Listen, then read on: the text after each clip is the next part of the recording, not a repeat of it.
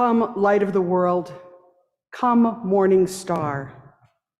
May the words of my mouth and the meditations of my heart be acceptable to you. Guide us as you call us to journey with you in your service. Amen. Please be seated.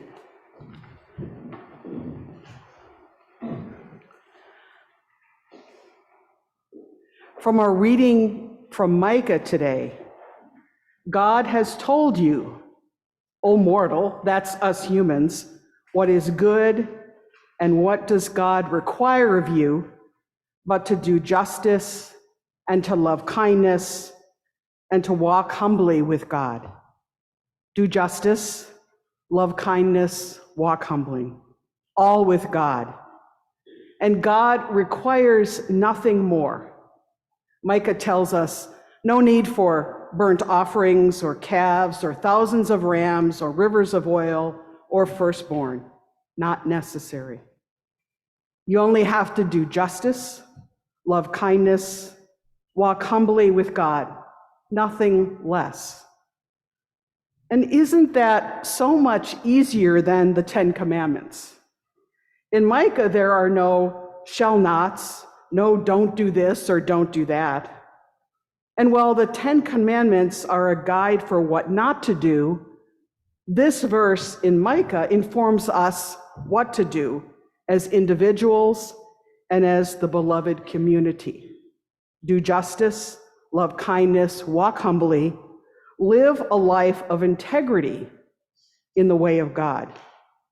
Still, we can relate to the 10 Commandments even as we can relate to Micah, what not to do and what to do. But what about today's gospel? Can we relate to that as well?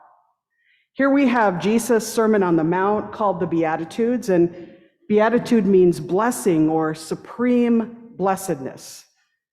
And the Sermon on the Mount is one of the most well-known of gospel readings and often depicted in works of art. You've seen it, a hillside, a natural amphitheater of green grasses waving in the breeze, adjacent to the Sea of Galilee, with many people gathered around Jesus to hear his words. And remember, it was also the place where Jesus does the miracle of loaves and fishes.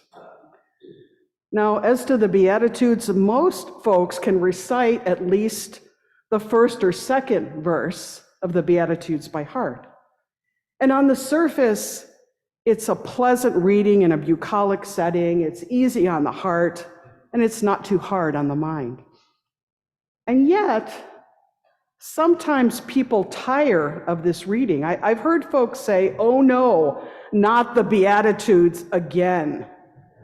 Blessed this and blessed that, and it just goes on and on. We get it, enough already, really?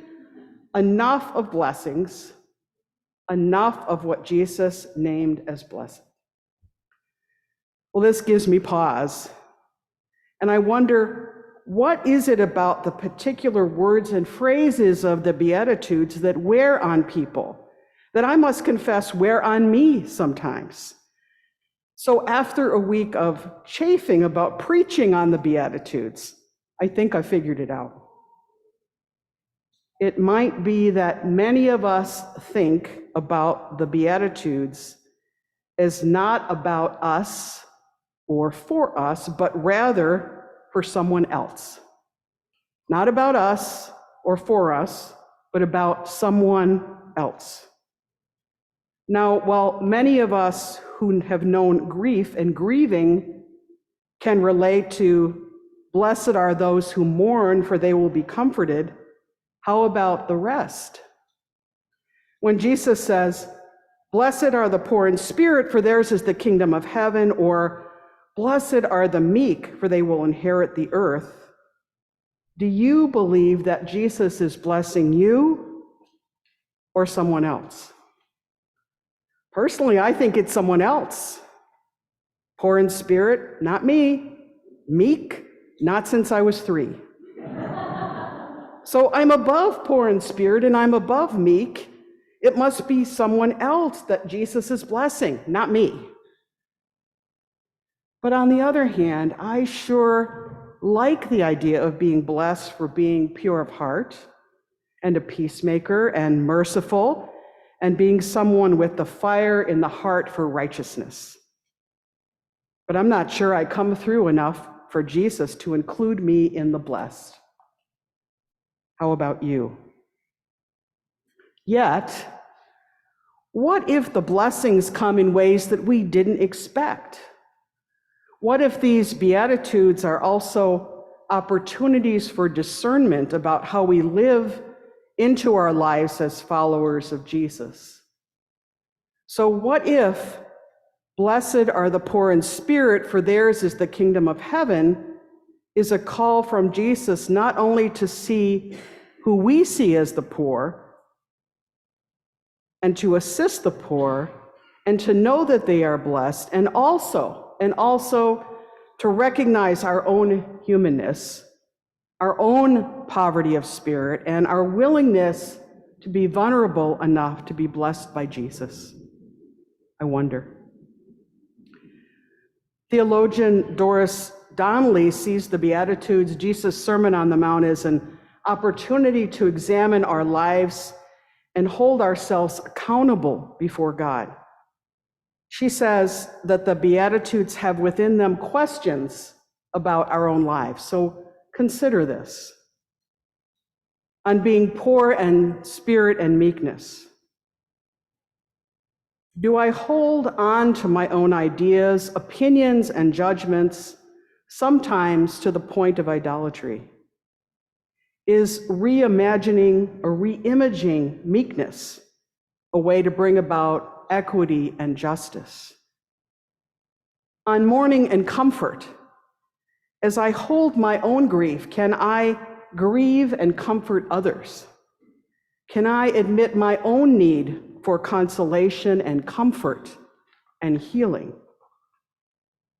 For those who hunger and thirst for righteousness, am I aware of and do I take action when injustice unfolds before me? Are my energies and the energies of my faith community Christ-centered?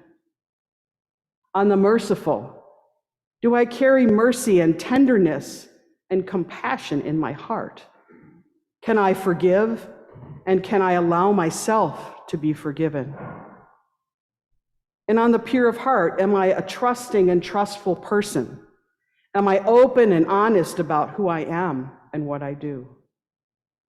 And on peacemakers, am I eager for reconciliation? Can I apologize?